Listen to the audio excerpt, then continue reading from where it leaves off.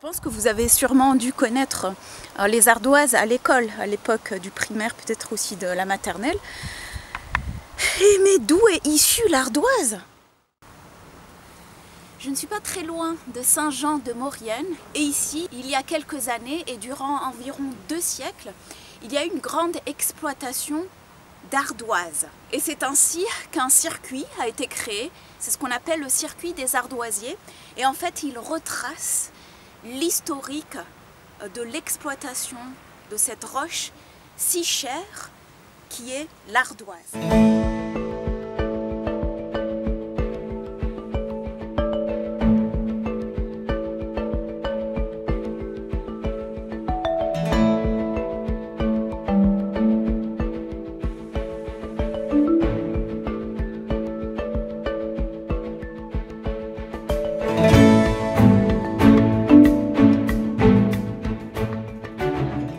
Ici, je vais vous emmener sur un des gisements d'ardoise qui a été ouvert au 19e et au 20e siècle avec une grande exploitation entre les deux guerres parce qu'il y a eu une forte demande. Je pense que c'était une demande même peut-être même mondiale, je ne sais pas, en tout cas européenne. Et c'est comme ça que l'expansion de la vallée de la Maurienne s'est faite à travers notamment l'exploitation de cette roche qui est l'ardoise.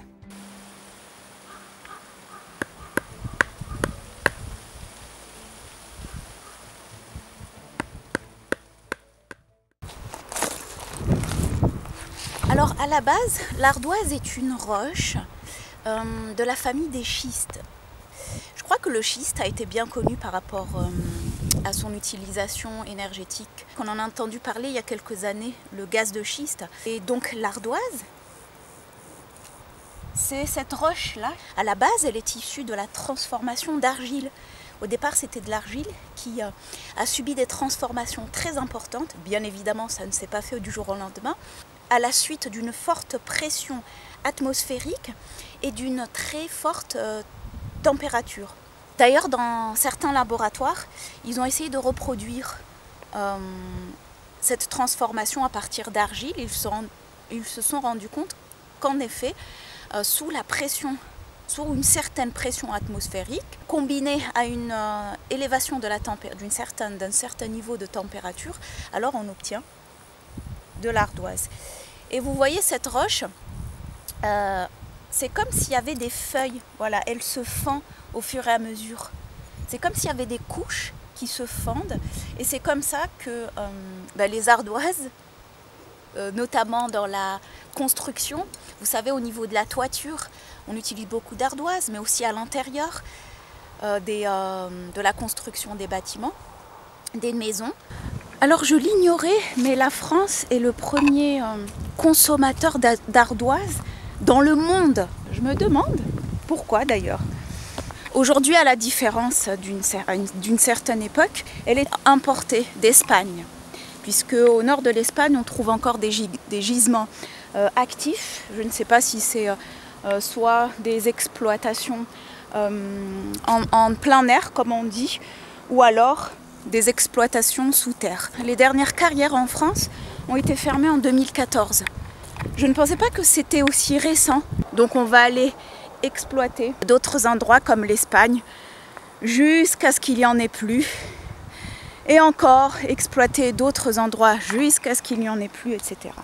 En fait, c'est pas jusqu'à ce qu'il n'y en ait plus, c'est je pense qu'ils le font jusqu'à un certain quota en dessous duquel cela risque d'être peut-être dommageable à l'environnement ou alors il en reste tellement peu que son exploitation, que les techniques d'exploitation vont être beaucoup plus coûteuses par rapport à ce que ça rapporte. Peut-être que l'effort et surtout le coût d'exploitation deviendrait un peu trop élevé par rapport aux gains.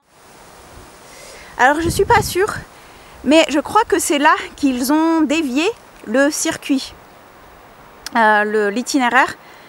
Je crois qu'au départ, il était ici tout droit, et puis dû à l'éboulement, je crois de l'année dernière, ou d'il y a 2 ans, ils ont dû dévier l'itinéraire, le circuit. Donc on va essayer de suivre les indications cette fois-ci. Je vais essayer de suivre les indications cette fois-ci et voir ce qu'il en est. Il est certainement moins coûteux d'en importer d'Espagne plutôt que de continuer à exploiter ici même. J'aimerais vous montrer ici quelque chose. En fait, en dessous, on entend, alors je ne sais pas si on voit, je ne crois pas qu'on le voit, c'est caché, mais au fait, à l'époque, il y avait des torrents qui se déversaient, par exemple quand il y avait des pluies, des torrents qui se déversaient qui pouvaient être dangereux pour les populations. À la fin du XVIIIe siècle, au début du XIXe, ils ont commencé à mener des travaux de reconstruction de sorte à, je crois, dévier le torrent et pour ne plus qu'il soit dangereux pour les populations qui habitaient. Donc imaginez-vous encore une fois, travailler dans ces circonstances-là faisait partie des conditions de travail non seulement difficiles mais périlleuses et dangereuses pour la vie des ouvriers qui y vivaient et pour rien en fait, pour gagner pas grand-chose. Pour risquer de perdre beaucoup et pour gagner pas grand-chose. Et c'est souvent le cas, on utilise des hommes, des petites mains d'œuvre pour construire. À l'époque, ils n'étaient pas vraiment reconnus et ils sont souvent reconnus à titre posthume, c'est-à-dire on les valorise après.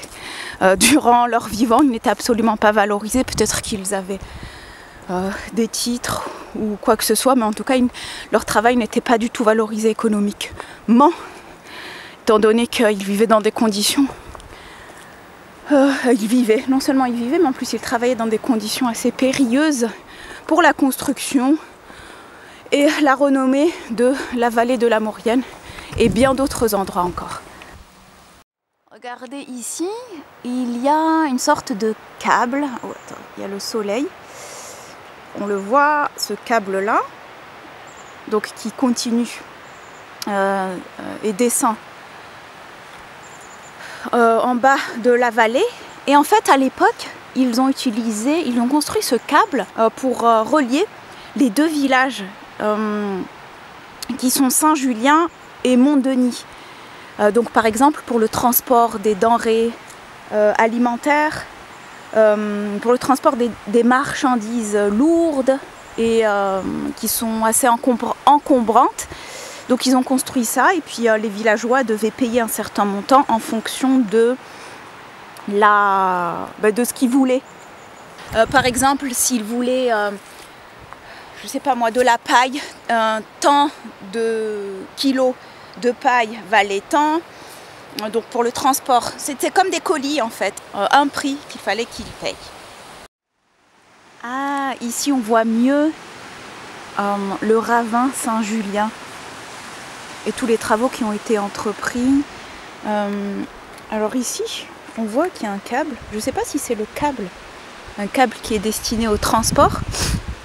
Vous voyez comme ce que je vous ai montré, le câble qui est destiné au transport de marchandises entre les deux villages.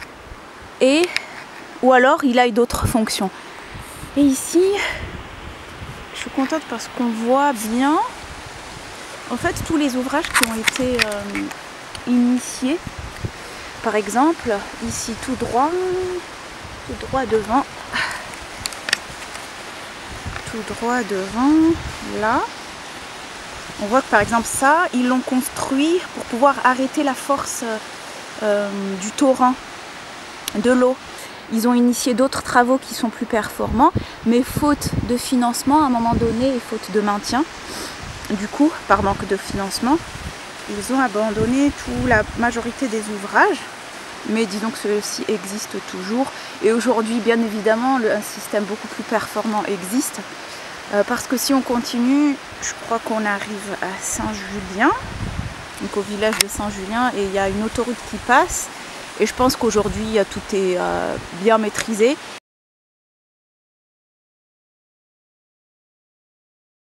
Je continue ma route ici, sur le sentier. En fait, je ne savais pas du tout, mais l'exploitation d'ardoise était très importante. Je pense qu'on appelle les carrières d'ardoise Je crois qu'on les appelle les ardoisières. Elles étaient très importantes en France, notamment on en trouvait pas mal au centre, en Auvergne, dans les montagnes, donc du coup ici en Savoie, dans les Pyrénées. Il y en a aussi au nord-ouest, du côté d'Angers.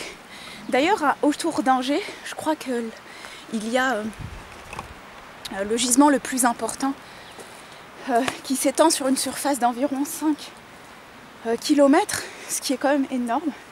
Et je crois que c'est celui-là qui a été le dernier fermé en 2014. Alors je me demande si ici ils utilisaient les explosifs ou alors ils les faisaient carrément à la main. Donc ils devaient certainement couper des blocs et puis les acheminer en bas et puis après les fendre, les travailler au fur et à mesure. Mais je sais qu'ils utilisaient les explosifs, je ne sais pas où,